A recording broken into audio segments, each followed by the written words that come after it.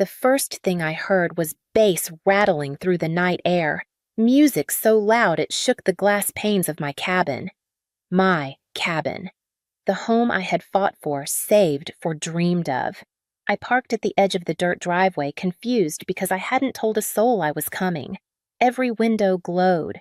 Shadows of people moved through the rooms as though they owned the place. I hurried to the front door, my hands trembling as I dug for my keys. The familiar silver teeth slid into the lock, but the cylinder wouldn't turn. It felt stuck, almost as if another key was already sitting inside from the other side. I knocked once, then harder. Laughter spilled out between the cracks of the door frame, laughter that didn't belong here. Finally, the door opened. Sadie stood there, her makeup smudged and a glass dangling from her hand. She gave me that smile, the one that always felt more like a sneer. "What are you doing here?" she asked, her voice syrupy sweet, the kind she used when she wanted to cut deepest. Behind her, I caught glimpses of Uncle's cousins, people I hadn't invited in years, sprawled across my furniture with bottles in their hands. "This is my house." I managed my throat tightening. Sadie leaned against the frame, tilting her head with mock pity. "No room left. Maybe you should sleep in your car." And with that, she slammed the door in my face. I stood there for a long time, the night pressing heavy on my chest, the bass from inside thumping through my bones, my key dangled useless in my hand. My sanctuary, the place I had worked myself raw to buy, was no longer mine, not in that moment. I walked back to my car and sat behind the wheel, the glass fogging with each breath. The laughter from inside carried out into the night, and I realized something had broken, something I couldn't ignore anymore. It hadn't started tonight. It had been building for years, hidden beneath bills paid, favors granted, and silence I never should have kept. It hadn't always been this way. There was a time when every dollar I earned clung to me like a lifeline stretched thin across rent, groceries, and the endless tide of student loans. I lived on packets of ramen-cut coupons until the paper smudged my fingers, and wore thrift shop clothes until the seams split. Nights blurred into mornings as I hunched over my computer, teaching myself new coding languages by lamplight, too tired to notice the ache in my wrists or the burn in my eyes. When I finally landed a stable position, the hours were merciless. 60-hour weeks, weekends spent debugging code no one else wanted to touch. But little by little, I clawed my way into something steadier. The first time I bought groceries without checking my balance 3 times, I cried in the parking lot, clutching bags of food like they were gold. My first apartment came soon after, a modest 2-bedroom with thin walls and cracked tile. But it was mine. I could paint the kitchen yellow if I wanted to. I could invite friends without cringing at peeling paint or borrowed furniture. That tiny apartment became the first real taste of freedom. But it wasn't the end. The cabin came 3 years later. After months of pinching every spare dollar, I drove my car until it groaned at every stoplight, skipped vacations, and rotated the same 3 work outfits until the fabric thinned. The day I signed the papers, the agent looked surprised when I slid a check across the desk instead of loan documents. No mortgage, no debt, just pure, unburdened ownership. The cabin itself was simple. 2 bedrooms, a broad porch that overlooked a valley so green I could see every blade of grass, and silence so deep it felt like a balm. Standing there the first time, I thought, this is what peace feels like. I hadn't asked for anyone's help to reach it. I hadn't leaned on anyone's shoulders. Yet somehow, when my family looked at that cabin, they saw not sacrifice but spoils, something they believed they had a right to share. I had always told myself that helping my family was what a good daughter did.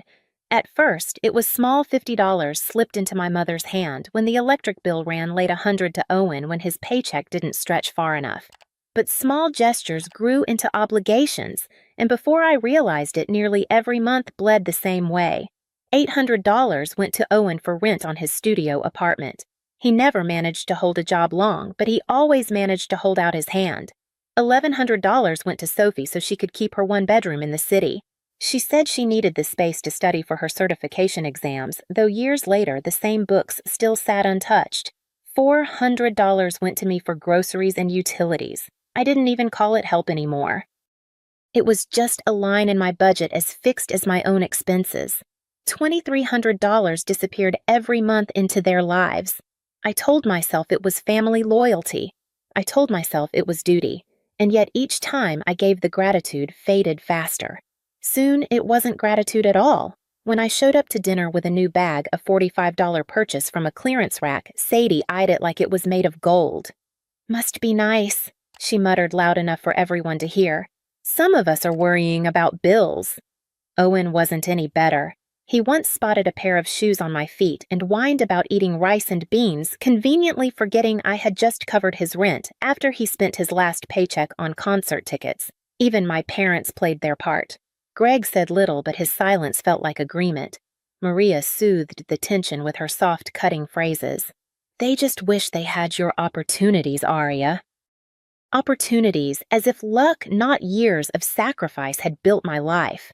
The weight of their resentment pressed heavier with every dinner, every sideways glance, every mocking comment. And though I swallowed it down, a part of me began to wonder just how far they thought my pockets could stretch.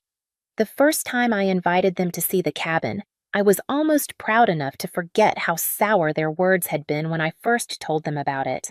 I wanted foolishly for them to share in my excitement. When they pulled up the drive, their faces lit, but not with joy for me. Sophie walked straight inside and tossed her bag onto the guest bed like she was checking into a hotel. "This one's mine," she announced, her voice edged with triumph. Maria wandered through the kitchen, touching the countertops, humming about how peaceful it all felt when she asked for a spare key, just in case. I hesitated only a second before handing one over. It seemed harmless family sharing family space. Greg muttered something about how quiet it was, and Owen stretched out on the sofa like he already owned it. At first, things seemed fine. They would text when they wanted to come for the weekend, and I'd let them. When I returned after the cabin looked mostly unchanged, an extra towel here, a few dishes in the sink. Nothing I couldn't handle. I told myself this was what generosity looked like. But one weekend, I drove up unannounced, hoping for solitude after weeks of grueling work. The moment I opened the door, my chest sank. Beer bottles lined the mantel, pizza boxes stacked high on the counter. The air smelled of smoke and grease. My white couch bore a stain shaped like a careless handprint, and cigarette burns scarred the porch furniture I had saved months to afford. When I confronted them later, Sophie shrugged unconcerned. "So you can afford to fix it," Owen agreed, calling it normal wear and tear. Maria only sighed, patting my arm. "Don't be so dramatic, Aria." I demanded the key back that night, and Maria pressed it into my palm with a wounded look, as if I had betrayed her. But as I walked away, clutching the metal tight, I couldn't shake the unease twisting in my stomach. Something told me that Key had already opened more doors than I ever intended. The night I found myself shut out of my own cabin, everything clicked into place. The lock refusing to turn, the music rattling the windows, the shadows of strangers moving across walls that had once been my refuge. It all pointed to one undeniable truth. They had copied the key. When the door cracked open, I saw more than my immediate family. Aunts I hadn't spoken to in years. Cousins I barely recognized, people who had no right to be anywhere near my home. All of them lounged inside, drinks in hand, as if this place had always been theirs. My furniture was their seating, my porch their stage, my sanctuary their playground. I tried to push my way in, but Maria stepped into the frame. Her face was calm, almost bored, as though this were nothing more than an awkward misunderstanding. "I made a copy before I gave yours back," she said lightly, like she was admitting to borrowing sugar from a neighbor. Just in case. Just in case. As though my property, my effort, my sacrifice were a communal resource waiting to be claimed whenever they felt the urge. Behind her, Sophie appeared with that smirk I'd grown to despise. She held a glass in one hand and leaned her weight against the door with satisfaction gleaming in her eyes. "No room left?" she said, her voice as sharp as broken glass. "You can sleep in your car." The door slammed, and I stood there in the dark, clutching the useless key in my fist until the edges bit into my palm. For a long moment, I couldn't move. My breath came shallow, my chest ached, and the laughter inside carried out into the night air like a cruel echo of everything I had already endured. I stumbled back to my car and sat behind the wheel, staring through the windshield at the cabin I no longer felt was mine. The weight of silence pressed down hot tears, stinging at the corners of my eyes. I thought of every bill paid, every rent check covered, every moment I had traded peace for obligation. And as the music throbbed through the walls behind me, a bitter truth settled over me. My silence had never earned me respect. It had only taught them how far they could go. Back in my apartment, the silence felt heavy, but it was mine. I dropped my bag on the counter and opened my laptop. For years, the transfers had run automatically. Lines of money leaving my account without my even thinking about it. Rent for Owen, rent for Sophie, utilities for Maria. I pulled up the scheduled payments, my hand hovering over the keys. Then, one by one, I canceled them. The confirmation screens blinked back at me. Transfer canceled. Automatic payment disabled. For the first time in years, my balance wouldn't drain into their pockets. My money earned by sleepless nights and endless hours of code would finally stay where it belonged with me. The next morning, I called the locksmith. By noon, the locks on the cabin were replaced with new cylinders every copy they had made, rendered useless. The old keys clinked in a paper envelope as the locksmith handed them back. I thought of Maria's calm voice saying, "Just in case," and shoved the envelope into the trash. But I wasn't done. I wanted to make sure there would never be a next time. A security company installed motion sensors door alarms cameras that covered every angle of the property. They walked me through the app showing how each alert would go straight to my phone. Watching the live feed of my empty porch, the stillness of my living room, I felt a strange calm return to me. That night, I returned to my apartment, heated a frozen meal, and sat in the dim light of my kitchen. The tears came without warning. My body shook as I gripped the counter, years of exhaustion and disappointment, pouring out in sobs that I couldn't hold back anymore. I buried my face in my hands, whispering to no one but myself, "No more." The words felt like a promise, even if they were thin and shaky. I wiped my eyes, steadied my breath, and looked again at the security feed glowing from my phone. For the first time, the silence didn't feel like loneliness. It felt like a beginning. And as I watched the stillness of my cabin on the screen, I had no idea how quickly that promise would be tested. The alert came just past midnight, the sharp buzz of my phone pulling me out of restless sleep. My heart raced as I opened the app, and there it was, my cabin glowing under the pale wash of the motion lights. Figures moved in the yard, 4 of them. I tapped to zoom, my breath catching. Greg, Maria, Owen, and Sophie, my own family, pacing around the cabin like burglars. Maria stood by the front door, her arms crossed, while Sophie tugged at the knob. Greg circled the windows, peering inside, as though the home were some vacant prize. Owen picked up one of my patio chairs, his face twisted in frustration. In an instant, he raised it high and drove it against the sliding glass door. The crack of shattering glass echoed through the speakers of my phone. I felt sick staring at the jagged hole they had forced into the home I had bled myself dry to earn. My thumb hovered only a moment before I pressed the call button. The dispatcher's voice was steady calm, a lifeline. 911, what's your emergency? There are intruders in my cabin, I said, my voice shaking. I'm watching them on my cameras right now. It's my family. They're breaking in. She asked for the address, reassured me that units were on their way. I stayed on the line, eyes fixed on the feed, as Owen stepped through the broken glass, unlocking the front door from inside. In seconds, all of them flooded in, spreading through my home as if nothing were wrong. Then the red and blue lights cut across the driveway. Officers stormed the porch, weapons at the ready. Commands rang out sharp and undeniable. My family stumbled back into the yard, their hands raised, confusion etched across their faces. One by one, they were cuffed, led to the cruisers, their heads lowered against the flashing lights. I watched it all unfold on the small screen in my hand, my pulse steadying, even as numbness settled deep in my chest. Relief and dread tangled together, leaving me with only one thought. Would this be the moment that finally set me free, or the choice that destroyed us forever? The next morning, I walked into the station with my shoulders squared, though inside I was shaking. An officer led me down a narrow hallway and into a small room. The air smelled of coffee gone stale. Papers stacked high on the desk. A detective told me my family wanted to speak with me before their release. When the door opened, they filed in, looking nothing like the triumphant crowd I had seen at my cabin. Maria's hair was matted, her eyes swollen from crying. Greg's jaw was tight, his face red with fury he was trying and failing to mask. Owen looked stunned, almost childlike, and Sophie's mascara streaked black lines down her cheeks. Arya. Thank God! Maria rushed forward, reaching for my hand. I stepped back before she could touch me. This is a mistake, Sophie cried. You can't just let them keep us here. We're family. You abandoned me the night you locked me out of my own cabin.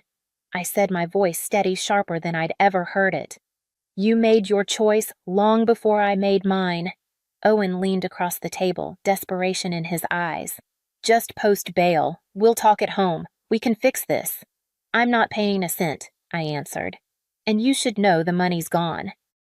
Every rent check, every transfer, every dollar I sent you, it's over. You'll have to figure it out yourselves. The silence that followed was suffocating. Greg's mouth opened as if to speak, but nothing came. Maria's face drained of color, and Sophie's tears stopped as quickly as they had come.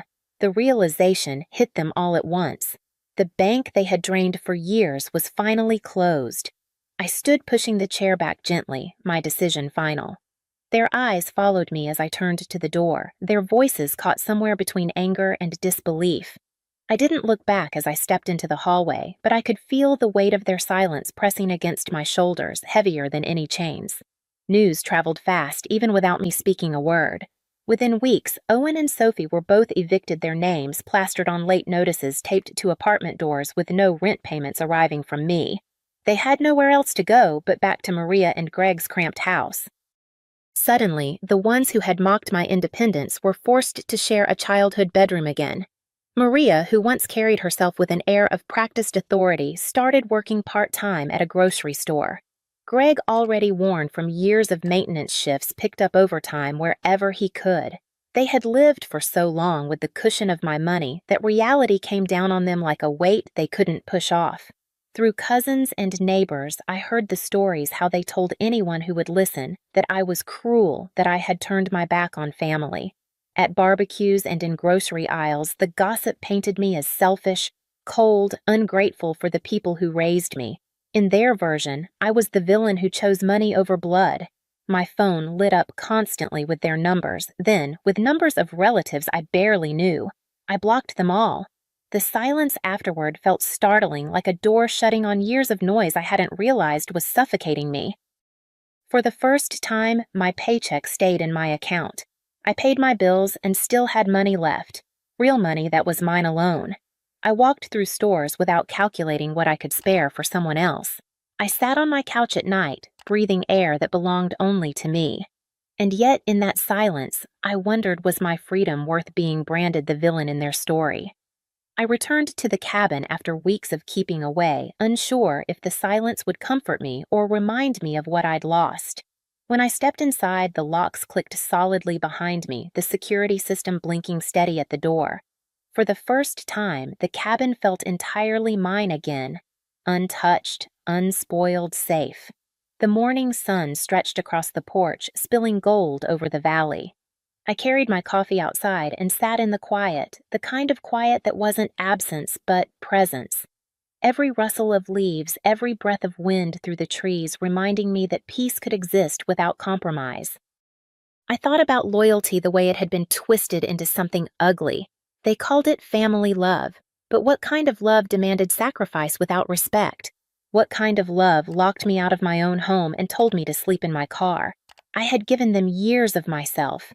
And in the end, they treated me like a resource, not a daughter or a sister.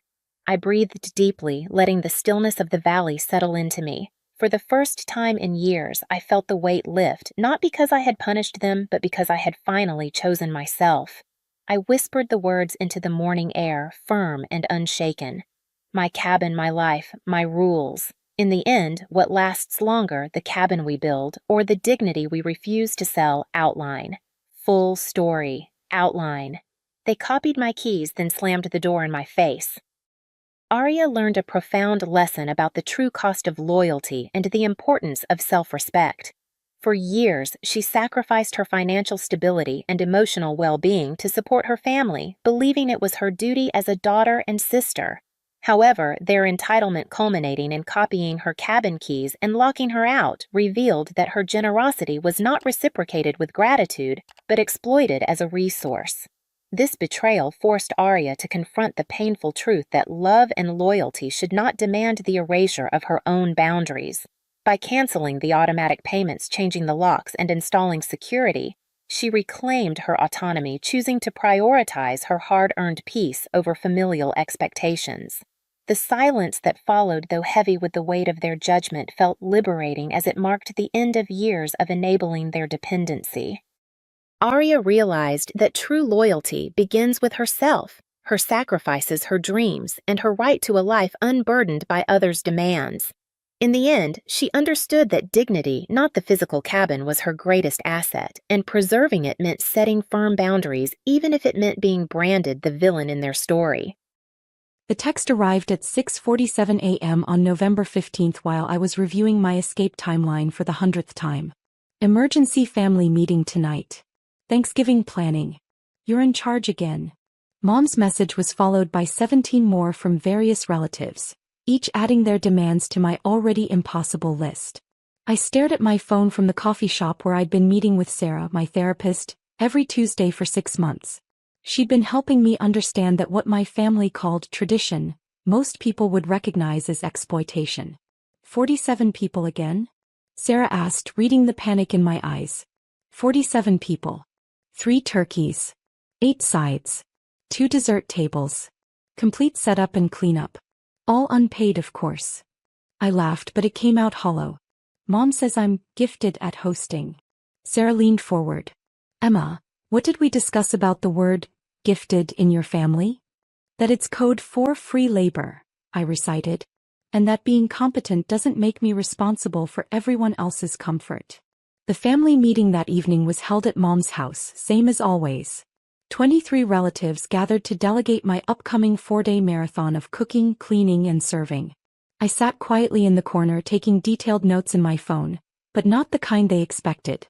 Emma will handle the shopping Thursday morning, Aunt Patricia announced. She knows all the best places. And the cooking Wednesday through Friday, added Uncle Mike. Remember, we need everything ready by 2 p.m. sharp on Thursday. Don't forget the deep cleaning before and after, Mom chimed in. The house needs to be spotless for our guests. My cousin Brad raised his hand. What about Emma eating with us this year? She was in the kitchen the whole time last year. The room erupted in laughter. Emma loves cooking for everyone, Mom explained. She gets more joy from serving than eating. Right, sweetie? I looked up from my phone where I'd been documenting every assignment, every expectation, every assumption about my willingness to sacrifice my entire holiday weekend. Absolutely, Mom. I lived to serve. More laughter. They thought I was being enthusiastic. Uncle Mike pulled out a crumpled piece of paper. Here's the list of dietary restrictions and special requests. Jenny's bringing her new boyfriend who's gluten-free, vegan, and allergic to nuts. Carol's twins won't eat anything green. And remember, no salt for Dad's blood pressure, but make sure everything still tastes good. I accepted the list with a smile. Of course. Anything else? Oh, and we'll need you to coordinate the kids' table activities, Aunt Sarah added. 12 children under 10 need entertainment while the adults relax. Entertainment, crafts, and snacks, Patricia clarified. But quiet activities. We don't want noise during football. I nodded enthusiastically while mentally calculating. 120 hours of work over 4 days, serving 47 people, managing a dozen children, accommodating 23 different dietary preferences, all while receiving exactly 0 help and 0 compensation. You're so lucky to have such a giving daughter, Brad's wife told my mother. I wish I had someone to handle all our holiday stress. Emma's special that way, Mom beamed. She's never been interested in her own life anyway. No husband, no children, no real responsibilities. This gives her purpose. The meeting ended with hugs and gratitude directed at my mother for raising such a selfless daughter. I collected my assignments, promised to send everyone the detailed timeline by Saturday, and drove home to my empty apartment. But instead of opening my laptop to create their timeline, I opened my travel booking app. The conversation with Dr. Sarah 3 weeks earlier had been a turning point. Emma, I want you to imagine something. What would happen if you just didn't show up? They'd be furious. Thanksgiving would be ruined. 47 people would be disappointed. And then what? I'd stared at her, realizing I'd never thought past the immediate crisis. I don't know. They'd figure it out, she'd said gently. They're all adults. They'd order pizza, go to restaurants, cook their own food. Life would continue. But they're counting on me. They're counting on you to sacrifice yourself for their comfort. That's different than depending on you. Now, sitting in my apartment with 47 people's expectations weighing on my shoulders, I remembered her words. They'd figure it out. The flight to Paris was $847. Direct. Departing Wednesday at 11 p.m., exactly when I was supposed to be starting the turkey prep that would keep me awake all night. I clicked book now. The next morning I sent my usual detailed timeline to the family group chat. Everything looked normal. Shopping lists organized by store, cooking schedule broken down by hour, set up assignments for each family member. What they didn't notice was that every single task was assigned to them. Emma, this timeline has Uncle Mike cooking one of the turkeys. Mom called me that afternoon. That's a mistake, right? No mistake. Mike volunteered last month to help more this year. He did. Check the October group chat. He said he felt bad watching me do everything alone every year. Silence. She was clearly scrolling through old messages, looking for a conversation that had never happened. Well, he probably didn't mean actually cooking, she said finally. I'm sure he'll figure it out. YouTube has great turkey tutorials. Tuesday morning brought a flurry of confused texts. Emma, the timeline says I'm bringing chairs from my house? Aunt Patricia. Why am I assigned salad prep Wednesday night? Cousin Brad. Did you really put me down for cleanup crew? Uncle Dave. I responded to each with cheerful encouragement. You offered to help more this year, remember? I'm just taking you up on it. By Tuesday evening my phone was buzzing constantly. The family group chat had exploded into chaos as relatives tried to coordinate responsibilities they'd never handled before. Who knows how to cook a turkey? Uncle Mike. How many pounds of potatoes for 47 people? Aunt Carol. What time do stores open Wednesday? Cousin Jenny. Where does Emma usually buy the dinner rolls? Mom. I muted the group chat and continued packing. 3 changes of clothes, my passport, and the novel I'd been too busy to read for 6 months. Wednesday morning I sent one final message to the group. Running some last-minute errands. See everyone tomorrow. So excited to finally relax and enjoy Thanksgiving with the family. Then I drove to the airport. My phone buzzed continuously during the flight delay, but I kept it on airplane mode.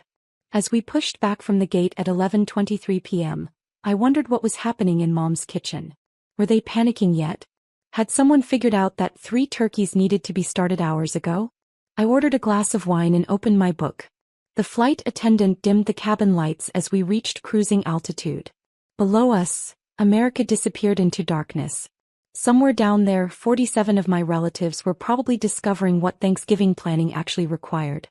When we landed in Paris Thursday afternoon, I finally turned my phone back on. 137 missed messages. 49 missed calls. 17 voicemails. I scrolled through the chaos chronologically. 11:47 p.m. Wednesday.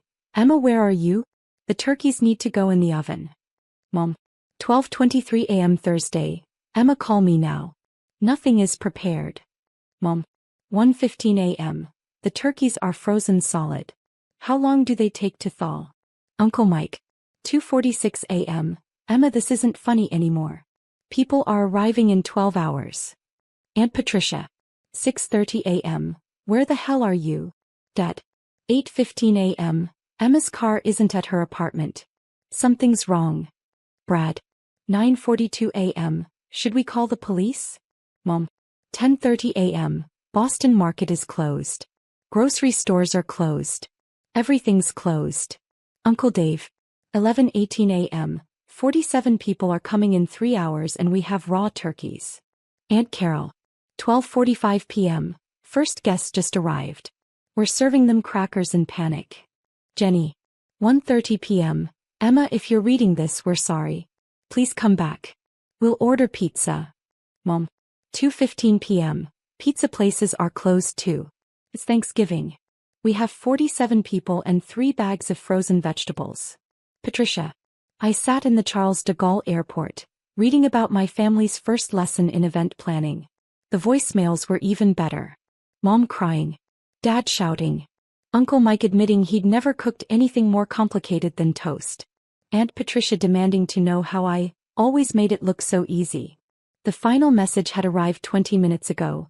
Emma, I don't know where you are, but you've made your point. We never realized how much you did. Please call when you get this. We love you. We need you. Mom. I took a screenshot of the message thread and texted it to Sarah with a note. Currently in Paris. Strategy worked perfectly. She responded immediately. How do you feel? I looked around the bustling airport, then at my phone full of frantic messages from people who'd spent 15 years taking my labor for granted. Free. The hotel I'd booked was a tiny place in Montmartre, run by an elderly woman named Madame Dubois who spoke perfect English but pretended not to understand when I tried my terrible French. She served me coffee and pastry while I told her about my strategic Thanksgiving escape. Americans and their holidays, she laughed.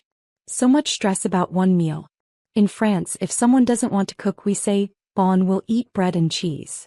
Life continues.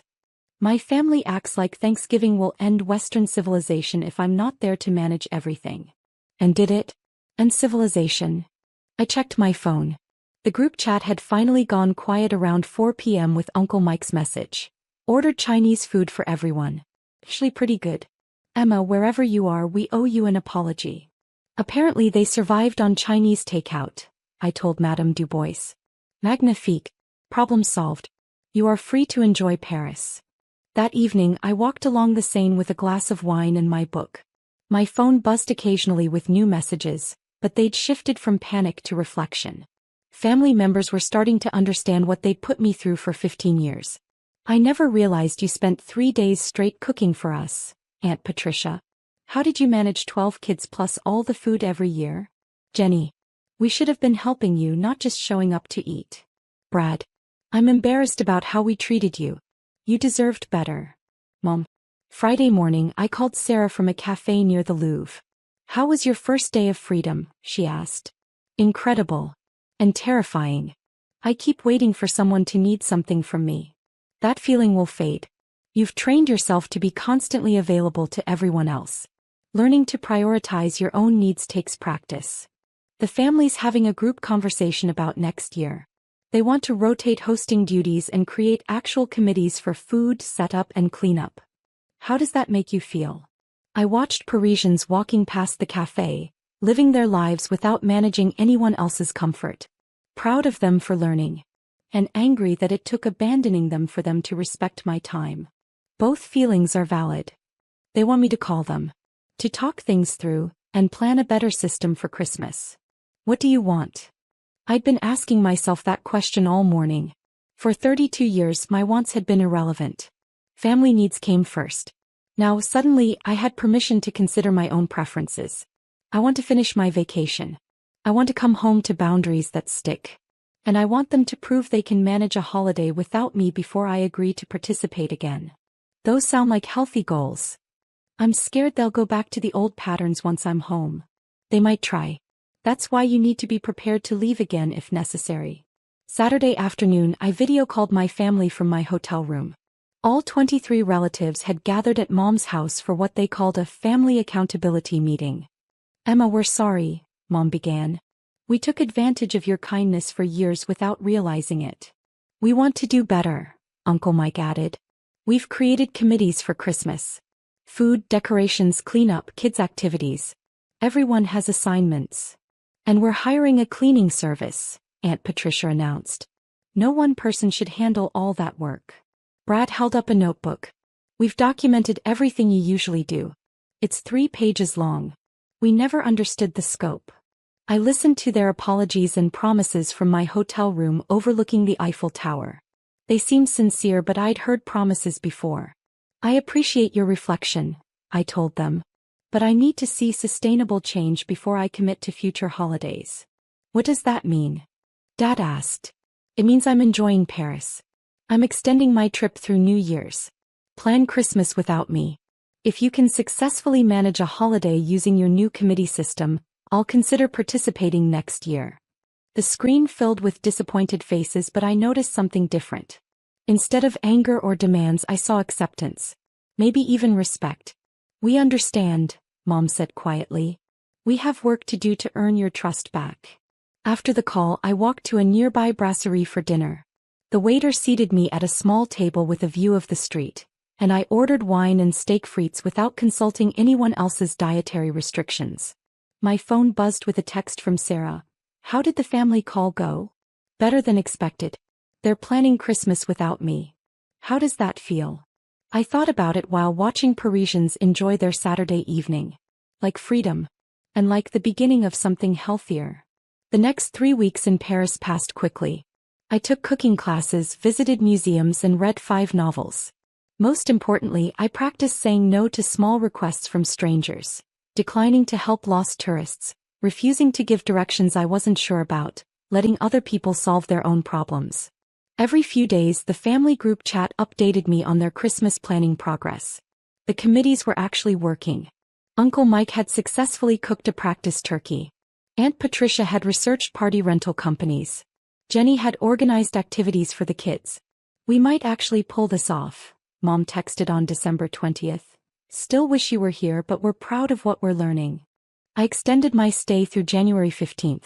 On Christmas Day, I video called the family dinner. 43 relatives were seated around 3 properly set tables. The food looked good. The kids were entertained. No one looked stressed. How was Christmas morning? I asked. Chaotic but fun, Uncle Mike admitted. The turkey was only slightly dry. We burned the rolls, Jenny laughed. But everything else turned out great. And cleanup only took 2 hours with everyone helping, Brad added. Mom looked directly into the camera. Emma, we did it. We planned and executed a holiday without exploiting anyone. We're proud of ourselves, but mostly we're grateful for everything you taught us. You didn't teach us, I corrected gently. You had to learn it yourselves. When I finally returned home in January, I found 17 thank you cards in my mailbox. Each family member had written a personal apology and commitment to better boundaries. The first family gathering after my return was Uncle Mike's birthday in February.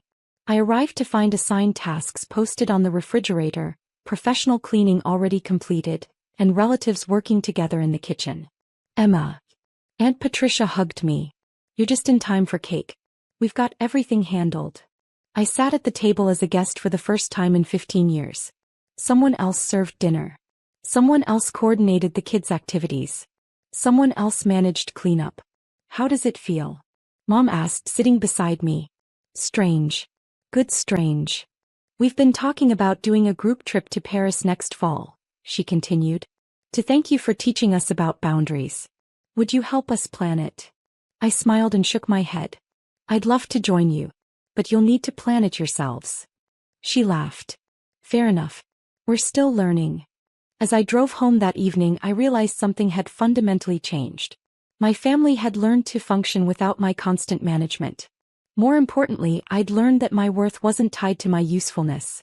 Sometimes the only way to teach people to value you is to remove yourself from their lives until they learn to appreciate what you provided. Sometimes the greatest gift you can give is your absence.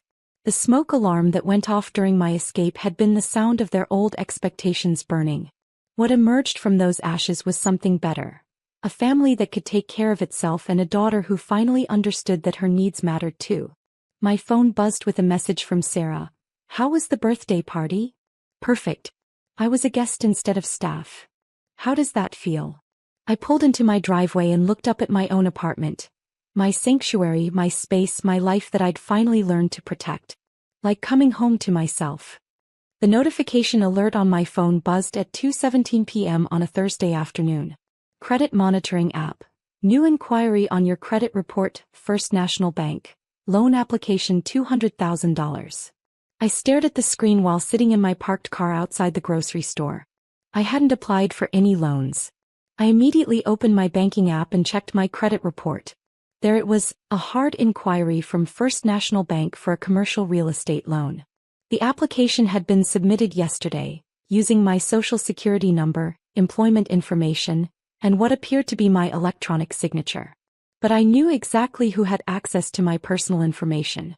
My sister Rebecca had been living in my guest room for 6 months, supposedly saving money to get back on her feet after her divorce. During that time she'd had plenty of opportunities to photograph my documents, memorize my social security number, and observe my digital signatures on legitimate transactions. I drove home and found Rebecca in my kitchen, making herself lunch with groceries I'd bought. She looked up cheerfully when I entered. "Hey sis. How was your day?" "Interesting," I replied, setting my purse on the counter. "I got a credit alert about a loan application I didn't submit." Rebecca's expression didn't change. "That's weird. Probably identity theft. You should call the bank and report it." "Good idea," I said. "I'll do that right now." I called First National Bank and spoke with a loan officer named Marcus Chin. After verifying my identity, he pulled up the application. "Yes, Ms. Davis, we have your commercial real estate loan application here. You applied for $200,000 to purchase a rental property on Maple Street. The application was submitted electronically yesterday with all required documentation." "I didn't submit that application," I said clearly. "Someone used my personal information without permission." "I see. Well, we'll need to investigate this. Can you come in tomorrow to review the application and provide a statement?" "Absolutely. What time?" "How about 2 p.m.? Bring photo ID and any evidence of fraud you might have." After hanging up, I watched Rebecca finish her sandwich. She was scrolling through real estate listings on her phone, occasionally muttering things like, "perfect investment property," and "this neighborhood is really up and coming." That evening, while Rebecca was out with friends, I went into my home office and began documenting everything. As a software security specialist, I was meticulous about digital evidence preservation. I had backup cameras in my home office, keyloggers on my personal computers, and detailed logs of who accessed my wireless network and when. I pulled up the security footage from my office camera for the past week. There it was, clear video of Rebecca sitting at my desk 2 days ago, using my computer while I was at work.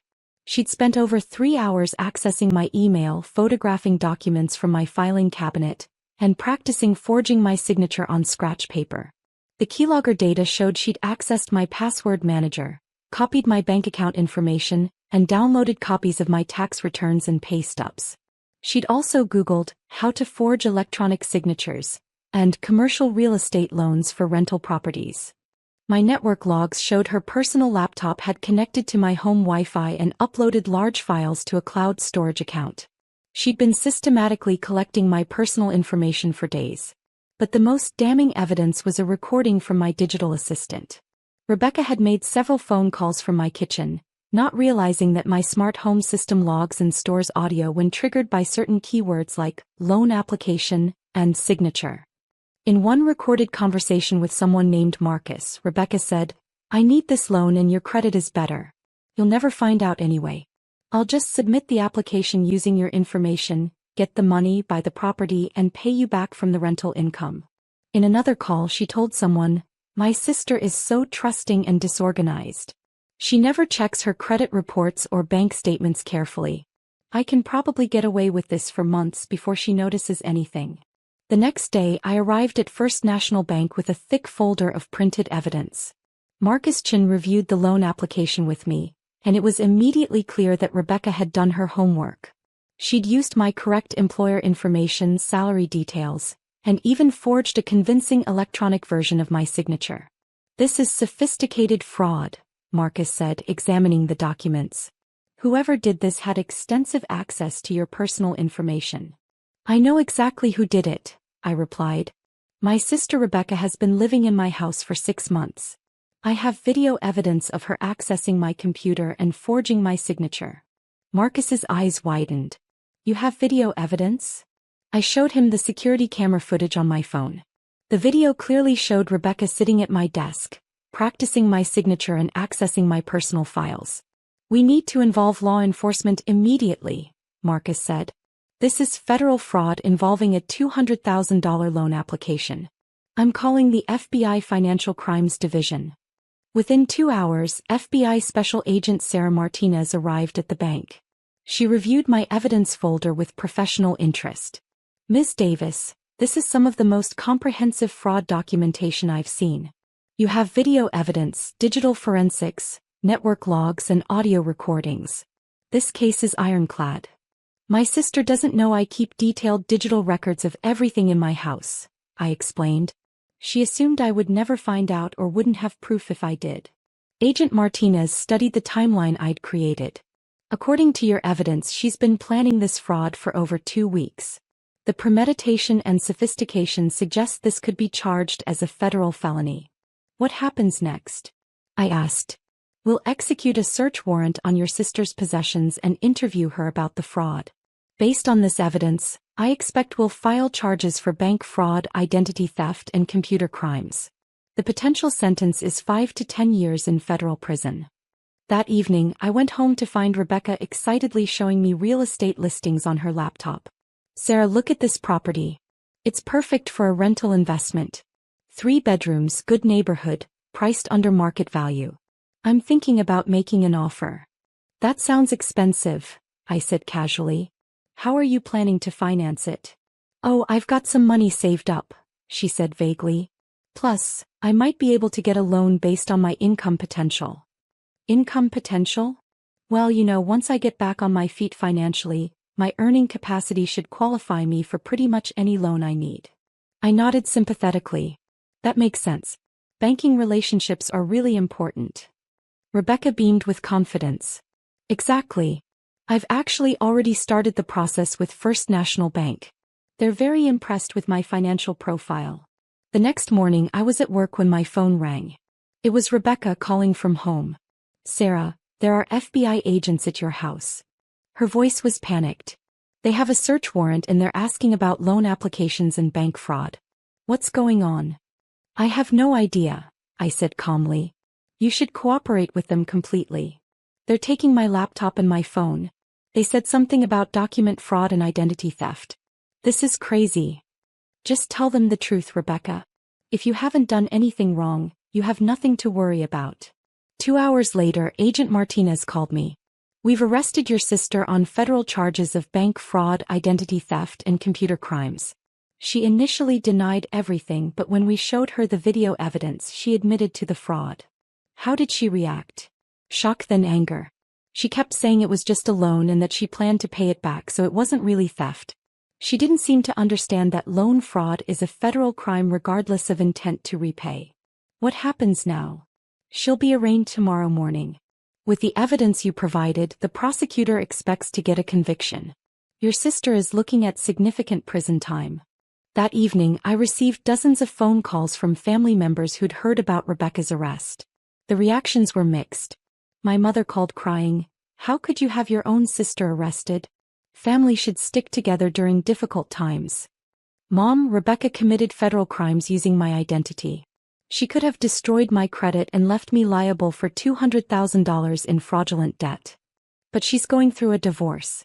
She needed help, not criminal charges. She needed help, so she decided to commit identity theft?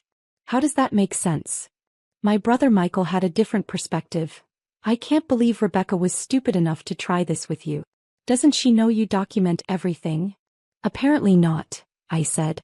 She thought I was too trusting and disorganized to catch her. My cousin Lisa was furious with me. You could have just told Rebecca no if you didn't want to co-sign a loan.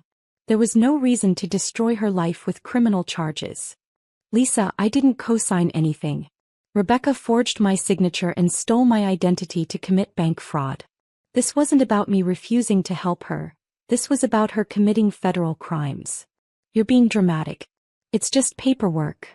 It's $200,000 in fraudulent debt that I would have been legally responsible for. If Rebecca's plan had worked, I could have lost my house, my savings, and my credit rating. The preliminary hearing was held a week later. I testified about the evidence I'd collected and explained how Rebecca had systematically gathered my personal information over several weeks. Rebecca's defense attorney tried to portray the fraud as a misunderstanding between sisters, claiming Rebecca believed she had permission to use my information. But the recorded phone calls where she explicitly stated I would never find out, and that she was taking advantage of my trusting nature undermined that defense completely. The prosecutor played the audio recording where Rebecca said, "My sister is so trusting and disorganized. She never checks her credit reports or bank statements carefully. I can probably get away with this for months before she notices anything." The judge was not sympathetic to Rebecca's situation. "Ms. Davis, regardless of your personal circumstances, loan fraud involving $200,000 is a serious federal crime. The evidence shows clear premeditation and deception."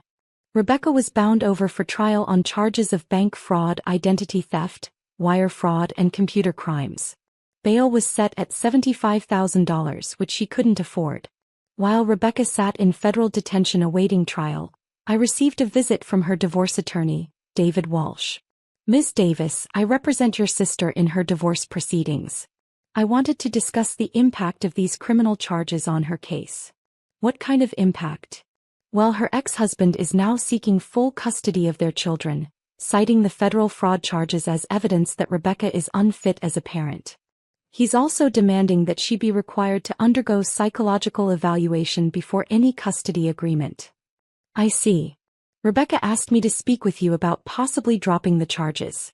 She's willing to plead guilty to lesser charges if you'll ask the prosecutor to reduce the penalties." "Mr. Walsh, these are federal charges. I can't drop them even if I wanted to. The FBI and federal prosecutors are handling this case based on evidence of federal crimes. But you're the victim. Your opinion carries weight with prosecutors. My opinion is that someone who commits premeditated fraud involving $200,000 should face appropriate legal consequences. Rebecca didn't make a mistake. She planned and executed a sophisticated scheme to steal my identity and defraud a bank." David Walsh looked frustrated. "Ms. Davis, your sister is facing 8 to 10 years in federal prison. Her children will grow up without their mother. Is that really what you want?" "What I wanted was for Rebecca to get legitimate help with her financial problems instead of committing federal crimes using my identity. She made her choices." 3 months later, facing overwhelming evidence and the prospect of a lengthy trial, Rebecca accepted a plea bargain. She pled guilty to bank fraud and identity theft in exchange for a reduced sentence of 4 years in federal prison. At the sentencing hearing, Rebecca was allowed to make a statement to the court. "Your Honor, I know what I did was wrong. I was desperate after my divorce and I thought I could handle this situation without anyone getting hurt. I never meant to damage my sister's credit or put her in financial jeopardy." She turned to look at me in the gallery. "Sarah, I'm sorry. I know you trusted me and I betrayed that trust. I thought I could fix everything before you found out, but I realize now how stupid and selfish that was." The judge sentenced Rebecca to 4 years in federal prison, followed by 3 years of supervised probation. She was also ordered to pay $25,000 in restitution for the bank's investigation costs and administrative expenses. After the sentencing, I was approached by Agent Martinez in the courthouse hallway. "How do you feel about the outcome?" she asked. "Relieved," I said honestly. Rebecca needed to face consequences for her actions, but I'm glad she accepted responsibility instead of forcing a trial. Your documentation made this case airtight. Without your digital evidence, it would have been much harder to prove premeditation and sophisticated planning. I learned early in my cybersecurity career that digital crimes leave digital evidence. Rebecca assumed I was too trusting or too technologically naive to catch her. 6 months later, I received a letter from Rebecca, written from federal prison. Dear Sarah, I've had a lot of time to think about what I did and why I did it. I was angry about my divorce, scared about my financial future, and jealous of your stability and success. Instead of asking for help or finding legitimate solutions, I chose to betray your trust and commit crimes. I know now that my actions could have destroyed your financial life. If the bank had approved that loan, you would have been legally responsible for $200,000 in debt you didn't create. I was willing to risk your entire future to solve my temporary problems. I don't expect you to forgive me, but I want you to know that I understand now why you had to report me to the FBI. You were protecting yourself from the consequences of my crimes, just like anyone would. The other inmates here think I'm crazy for being mad at my sister instead of being mad at you for snitching. But you didn't snitch, you documented evidence of federal crimes I committed against you. There's a difference. I hope someday we can rebuild our relationship, but I understand if you can't trust me again. I proved that I was willing to destroy your life to fix mine, and that's not something a person gets over easily. Rebecca. I never responded to that letter. Rebecca served 3.5 years of her 4-year sentence and was released on good behavior. She now lives in a different state and has supervised visitation with her children every other weekend. Our mother still believes I should have handled it within the family, instead of involving law enforcement. She thinks Rebecca's punishment was too harsh for what she calls a family misunderstanding. But loan fraud isn't a family misunderstanding. Identity theft isn't a family problem. When someone systematically collects your personal information, forges your signature, and submits fraudulent loan applications using your identity, that's a federal crime, regardless of whether you're related to the perpetrator. Rebecca gambled that family loyalty would protect her from the consequences of her crimes. She assumed I would be too shocked, too embarrassed, or too concerned about family harmony to pursue federal charges. He was wrong. Family relationships don't create immunity from criminal law. Trust, once broken by premeditated fraud, cannot be repaired by simply asking for forgiveness. And someone who is willing to destroy your financial life to solve their own problems has demonstrated that they value their convenience more than your welfare. I kept detailed digital records because cybersecurity is my profession, but also because I learned early that predators of all kinds count on their victims being too trusting, too disorganized, or too conflict-averse to gather evidence and pursue justice. Rebecca spent weeks planning her fraud, confident that I would never discover it or never have enough proof to stop her. The security cameras, network logs, audio recordings, and keystroke data proved her wrong. Sometimes protecting yourself means being willing to prosecute the people who are supposed to love you. Sometimes family loyalty means being loyal to legal boundaries instead of criminal behavior. And sometimes the people who tell you to handle it within the family are the same people who would never risk their own financial security to enable someone else's federal crimes. The sound of Rebecca's office door bursting open that morning wasn't just the sound of justice. It was the sound of consequences catching up with someone who believed family relationships would shield her from federal law. They didn't.